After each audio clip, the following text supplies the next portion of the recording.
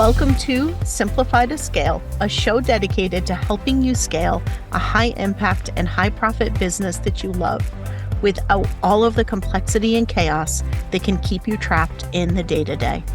I'm your host, Krista Grasso, and with decades of scaling experience, I know what actually works and what's just hype. So if you are done with all of the one-size-fits-all scaling advice and all of the overnight success promises, and instead you want proven practical strategies that will help you simplify operations, elevate your leadership, amplify profits, and scale sustainably, let's dive in and get started.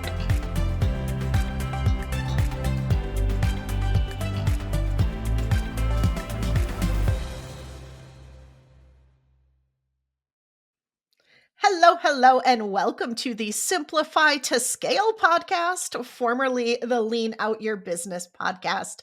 I am so excited because this is the very first interview on the new podcast name, and I am so excited for today's guest.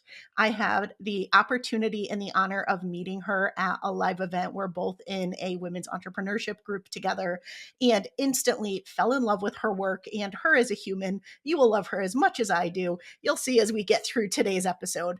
But I know today, with so much of the change that's going on, there are so many people exiting corporate and getting ready to enter the entrepreneurial space for the first time, maybe for a second time, depending on where their journey has taken them.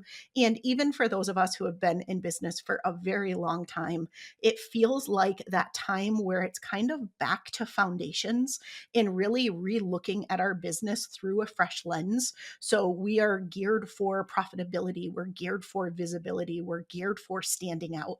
And all of these things are what today's guest is going to be sharing with us. So Deb, I am so excited that you are here. Welcome to the podcast.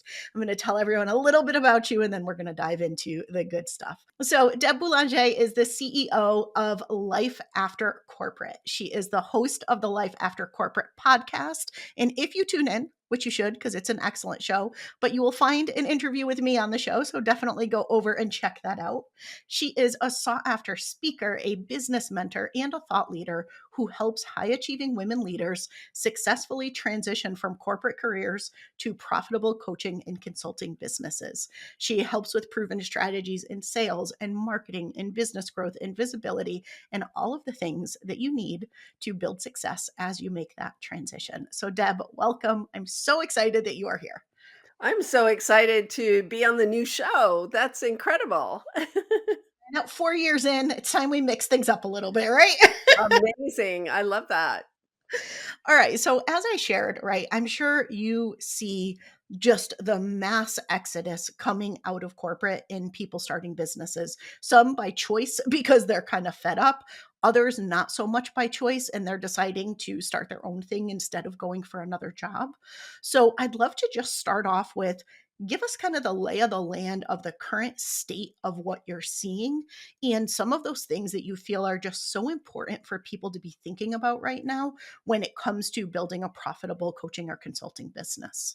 Yeah. So I think, it started, I think, in 2019, I believe it was the McKinsey and the leanin.org state of, um, it's not the State of Women Owns Business report, but it was when they identified the broken rung where women were hopping off before and not choosing not to climb up the corporate ladder because it was too difficult or they felt, external pressures. And many of them were just opting out entirely to start their own businesses. And then we saw the coaching business from 2019 to 2022 increase by 54%. So if you feel like the market's more crowded, it is. Good news is coaching is mainstream. Bad news is coaching is mainstream, and it's really hard to stand out as an executive leadership or a career coach in this market. And then some others, I think the women I work with, it's like 50-50. Some hit a career cliff. There was nowhere else for me to go. There was nowhere else I wanted to go. I wanted more freedom. I wanted to have control over my money. And then others, the choice was made for them. But I find that those who made the choice to pursue entrepreneurship have made so many more advances, so much more quickly, because I think sometimes when you get laid off, you've got one foot in both worlds. Like, you're kind of looking at entrepreneurship as like a fail safe, which it's not. And then secretly, just or openly looking for new jobs. And, I always tell clients in that boat, universe can't deliver on a split decision. Just choose which way you want to go, stick to it, give all your energy behind it, and, you'll be more successful that way. Yeah, I agree. And for anyone thinking of entrepreneurship as the easy path forward, get a job. Yeah. But that being said, what are some of the things that you're finding, especially right now, are so important for people to be considering and thinking through to make sure that their business is profitable and to make sure that they really stand out in this very crowded market? Number 1 is to find the urgent problem now, right? So if your service offerings are a nice to have, or if they're too generic. So when I say too generic, I'm speaking to all the fractional CXOs out there, right? So many times, I'll hear someone say, "Oh, I'm a fractional chief operating officer," or "I'm a fractional chief marketing officer." Well, that's great. What's the problem you solve today? People can't buy services on a vague value proposition. So even if you're a fractional executive, what door are you going to go through? Markets are always changing. People are always evolving and changing. You are evolving and changing. So whether you've been in business for a hot minute or you've been in business for 12 years, it's a constant process of keeping an ear to the ground and understanding what's shifting now. Right now, everything's shifting, and people are freaking out. And it sounds crazy, but this is the time that really excites me the most, because things on the outside are so unstable. I'm thinking back to when we first got hit with the pandemic and everyone was panicking, the sky was falling, business was drying up, blah, blah, blah. Well, people pivoted. People successfully pivoted their businesses. Restaurants did takeout. There were so many different ideas and solutions that emerged during that time. And the crazier it is, the more opportunity there is for creativity, I think. Or I'm crazy. No, because I feel the exact same way. Give me the messiest of the messy middle for a scaling business, and I am in my happy place. I love to be able to untangle and unwind and help people see that clear path forward. So I feel like we have a lot of similar passions there in different Yeah, different sides different of the. levels of scaling. Yeah, so I Mhm. am definitely in the beginners camp. I have a great passion for beginners, those that are just making this transition, because it is a transition in identity, not just how you get paid. And also how to dial in and find that problem that needs to be solved. And key, the people who can afford to pay, right? So they're affluent enough that they can pay you, because we don't want to start with $100 offer and need 1,000 clients to be able to make six figures. We want to start with the $10,000 offer, or better yet, the $100,000 offer, where you only need one client. And that happened to several of my fractional clients last year. They got that one six-figure offer, and that just brought in so much breathing room and so much flexibility and time for them to figure out the rest.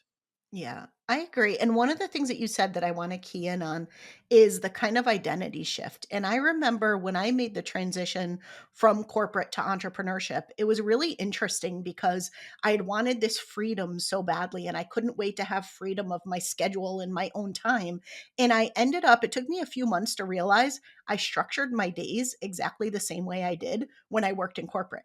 And I realized, why am I working this much? And why am I starting my day this way? And why is my schedule like this? Like, I did this for freedom. I could make my schedule whatever I want it to be. But I think we kind of bring ourselves with us, and it takes a little bit to recognize, wait a minute, this is different. And I get to actually create this and have the freedom to create it. So, what are some of those things that you find people bump up against when it comes to that identity shift? Yeah. So, as my mother-in-law always said, wherever you go, there you are. So, whatever proclivities or self-sabotage patterns you encountered in corporate, they'll just be amplified when you go over into entrepreneurship. So, some people, like you said, replicate their corporate schedule as entrepreneurs.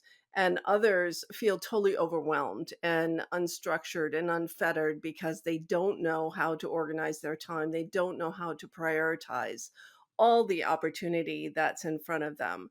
And so that's number one. Number two, on that self sabotage pattern, it is procrastination, perfectionism, needing to go through every single detail that will take you down, because entrepreneurship is all about finding the fastest path to the cash. And that's usually a very simple, straightforward two or three things that you need to have in place and that you need to do consistently and consistently well. And, I'm doing a master class about this week, and I'm so excited about it. And the analogy I use today is that you really just need to tune the dial. So I grew up in the 70s and 80s, right? And so we still had receivers as tuners to our stereo systems, if you can remember that far. And if your stereo was out of tune to the radio station, you got a lot of static. And the key to entrepreneurship is tuning into the signal. And once you have the signal, which is that problem you solve, the people you serve, how you package and price and message yourself around that. And then the last step, the fourth step, is really how do you carve out a preeminent position in your market so that you're perceived as a leader and you can start generating more demand. Yeah, that's absolutely brilliant, and I remember those days with the receiver as well. So it's funny, I was just interviewing for a new position and I was looking at a lot of resumes and I was like, so many of these people were born after I started my first I know. business. So I always caveat that you may have not experienced this because you had a cell phone when you were born and we did not. So the whole path that you just outlined, what I love so much about it is you've really broken it down to the simplest path. And I bet a lot of people probably overcomplicate and can distract themselves with things that don't actually lead to a profitable business or a path to profit. So, what are some of those tips that you give, or some of those things you recommend people focus on to make sure they're focused on profit and not just a pretty brand or a pretty website or things that feel like positive momentum, but aren't actually getting them where they want to go? Yeah, I call that fake progress. Mm. The things that feel like you're moving the business in the right direction, working on your website or your logo, or, opening up your bank account and polishing up your LinkedIn profile. That all feels great, but it doesn't do a whole lot to get you there. And the fastest path for the cash is really investing in discovery.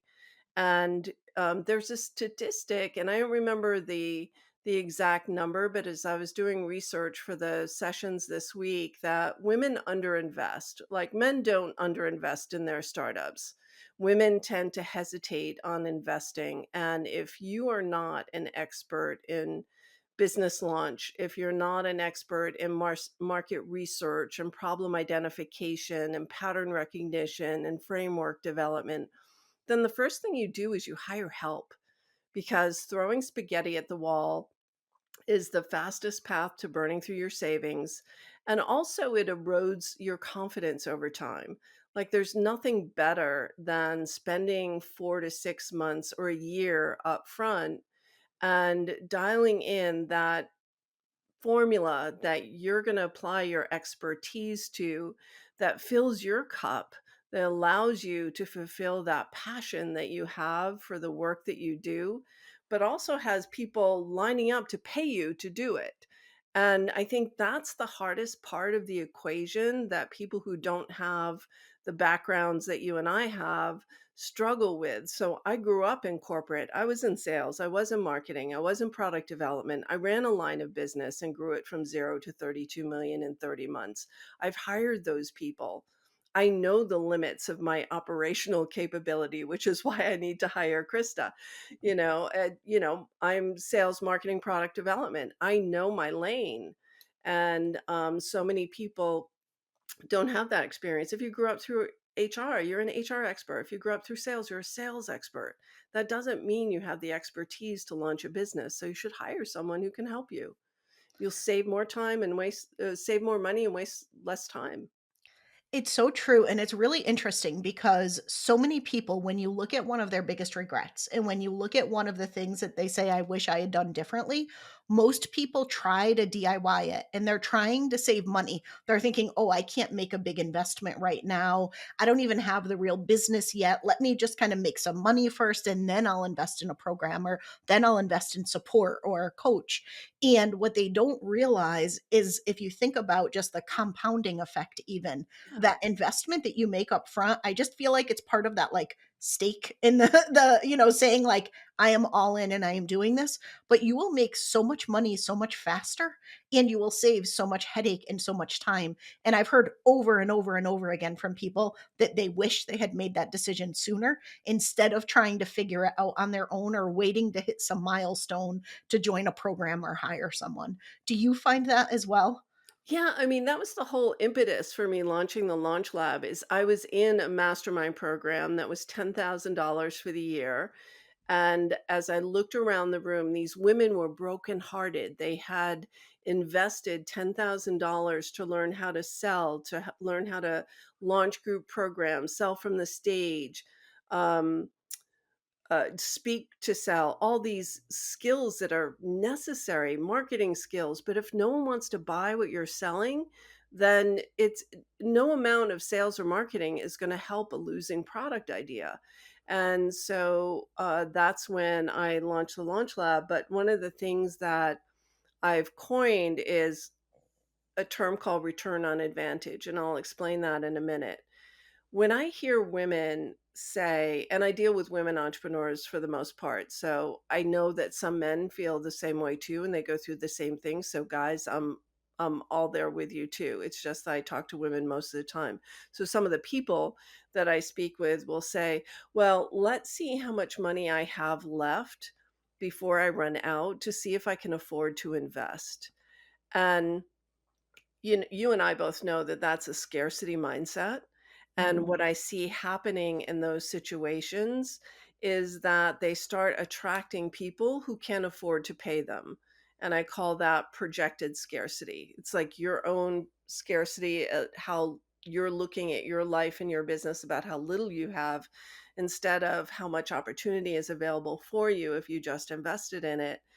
And then the return on advantage is usually a huge mindset shift because what you're investing in and what your clients are investing in with you is not a simple solution to a simple problem.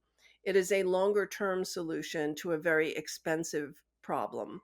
And so when we think about pricing or we think about investing, we think about not the immediate return because you could invest with Krista or invest with me. Maybe you get the results 6 months later or a year later. It's not always immediate, but the return on advantage is priceless.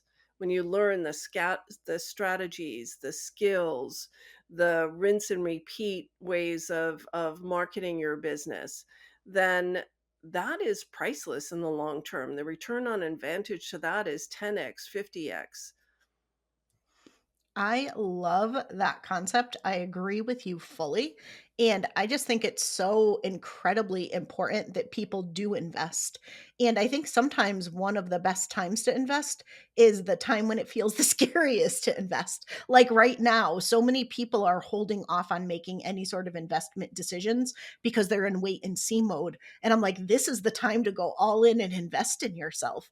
And so I hope people are making that decision and actually investing in the incredible work that you're doing for that return on advantage, and just the fact that they will get there so much quicker, and like you said, without so much of the kind of discouragement and things that they might experience along the way when things take a long time to work, and when you go about things the meandering way instead of the more direct way.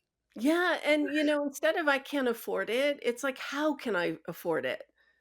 Thinking about, oh, I want to make this investment in my business. What would need to happen, or under which circumstances could I make that work?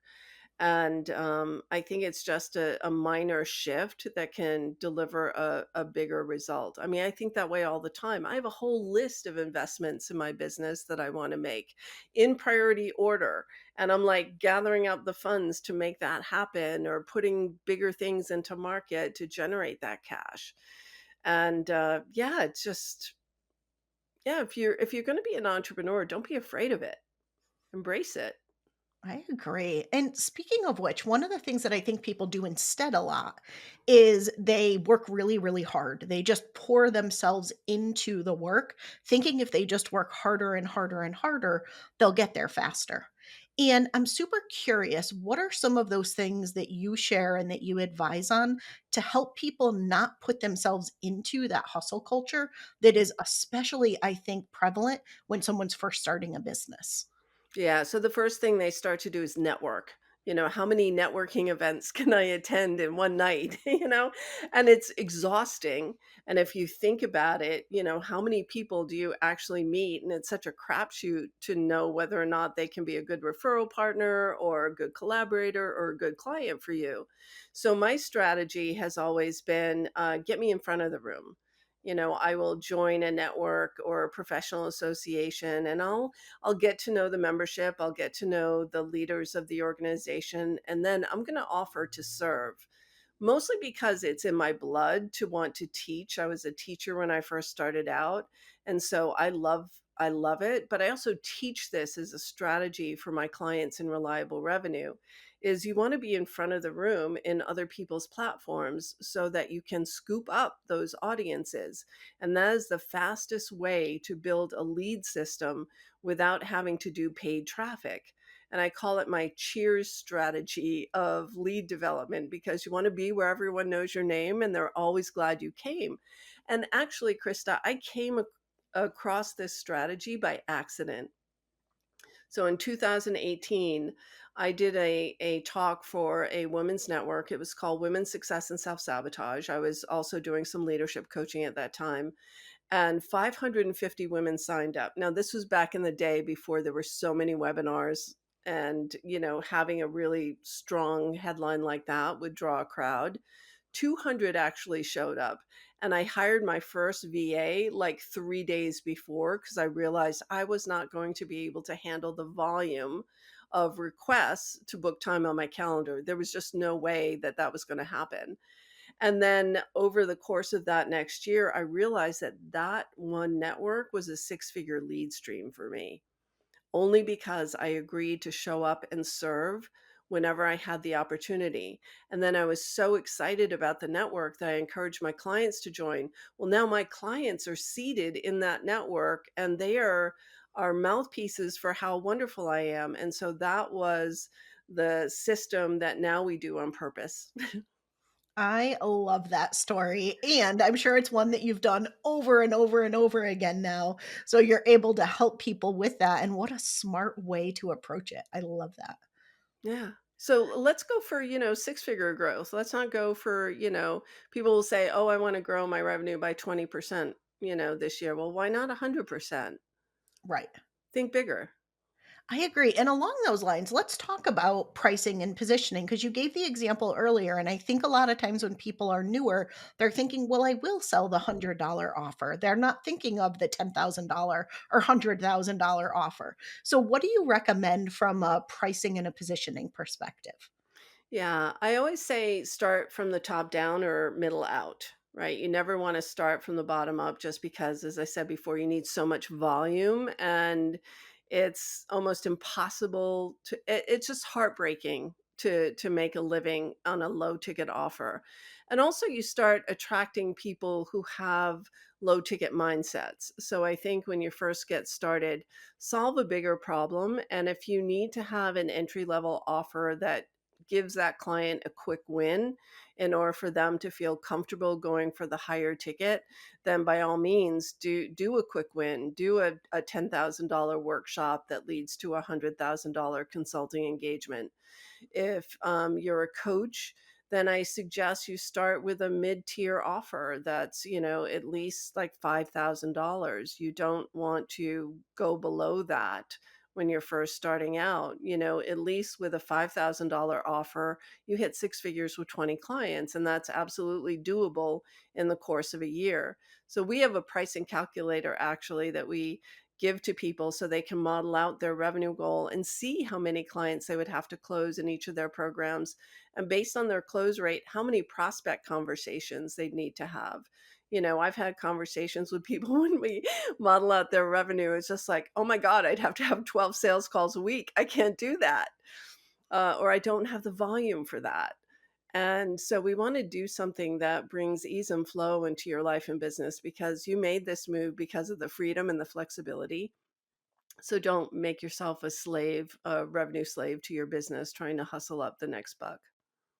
Yeah, I love that, and I agree fully. It's so much easier to go higher ticket, but I think it is a little bit of that identity that you were talking about earlier, or can I really charge that? I'm just, and so what are some of the tips that you give people that might be struggling around the mindset of starting top down or middle out?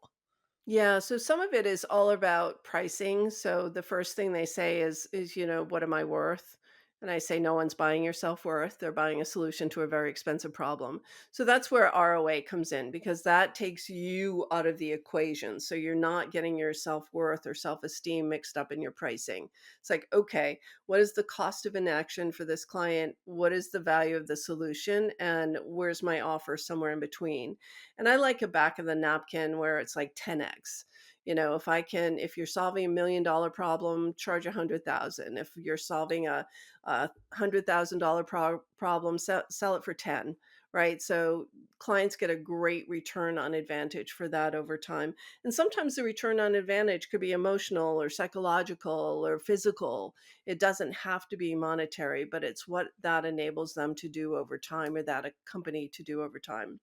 Fantastic. So why don't you tell everyone a little bit more about you and the work that you do, and if you have anything exciting coming up that they should know about? Well, we always have something exciting coming up, but I work with women leaders who are making that decision to leave corporate, whether you are still working in the corporate environment and you want to figure out your value proposition while you're still getting paid, that's great. If you've already made the leap and you've already realized that it's not as easy as you thought and you'd like some support in how to make revenue easier in your business and get that 100 days to 100K framework in place, then that's a great place to start. For me, we launched the Life After Corporate community. So after 12 years in business, and I'm saying that 12 years in business, we launched a low ticket membership offer last December.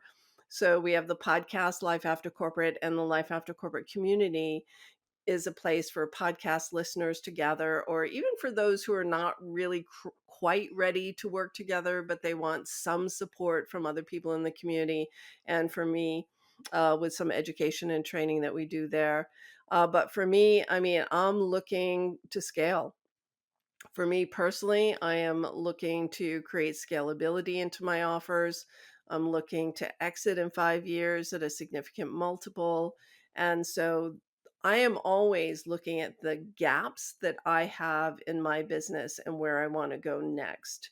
So that's what I'm focused on for my business, for my clients. I'm focused on getting them excited about the change that's going on right now and how they're going to lead through it. And we do that through regular master classes and workshops and all the things. Fantastic. And where can people find you online? Lifeaftercorporate.com. All right. And now here's the question that you are the very first person I'm asking, which is quite exciting because you're setting the I'm stage on the for hot all seat. future interviewees. No pressure. Um, so for years, I have asked, how do you work smarter, not harder? But I am changing the question to go with the new theme of the episode. And so I'd love to hear, how do you scale smarter, not harder, and keep things lean in your business? I get help. I talk to you, Krista. I mean, this, I'm not kidding. Um, I know that, like I said before, I know my limits. Operations is not my strong suit. It was not my strong suit in corporate. It's not my strong suit as an entrepreneur. I am very blessed to have someone on my team who is a strong operational leader. But in order for me to manage moving parts differently than my business is structured today. So we're migrating to a new business model. And when you migrate to a new business model, you want someone who's an expert in that way of working and that way of doing business who can guide you.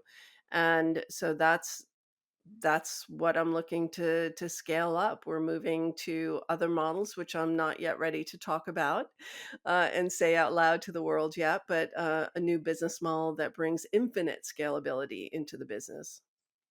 I love the way that you very strategically always approach things. And what I think is so beautiful and so incredible about you and your business model is that you recognize and go all in on your superpowers and your strengths, and you make your clients' businesses so successful as a result of them. And you get support in the other areas. And I wish that more business owners approach their business in the same way. So fantastic. All right. So, final question is any final tips for people who are making that transition or who are really just looking at their current business model and realizing, I want to restructure things, I want to reimagine things. So, I'm really driving things forward with profitability in mind. Yes, and to think in those terms, like think from a place of creativity and possibility. So most people are afraid, unfortunately they get to that decision of, oh, things aren't working the way they used to, so I'm now afraid for my business, I'm afraid for myself. And creativity and fear can exist in the same mind at the same time. So the first thing is to, manage that inner voice so that you can come from a place of possibility and creativity and isn't this fun, oh, and no one's going to die when business shifts or changes. We just, we make different choices, we hire different people, we reduce expenses, we look at different, we hone in on where the money is coming from and double down on those revenue sources. So the sky is never falling, and it's a matter of keeping your head in the game and leaving yourself open to creative solutions. And to do that, you can't be afraid. Brilliant. Deb, thank you so much for being here. Thank you for being the first guest on Woohoo! the I'm so new excited. and rebranded podcast.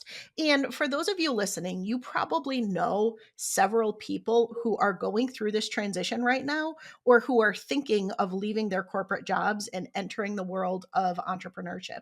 So if you got value out of this episode, please pay it forward and share it with them. Send them to Deb. She is absolutely the person that anyone in that transition state should know very well and be working with. So, Deb, thank you so much again for being here. I hope you all got a ton of value out of today's episode, and we'll see you again next week. Thanks for having me, Krista.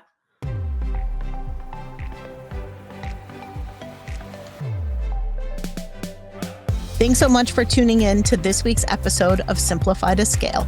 If you'd like to take things further, I invite you to join me for my Scale Smarter, Not Harder interactive workshop.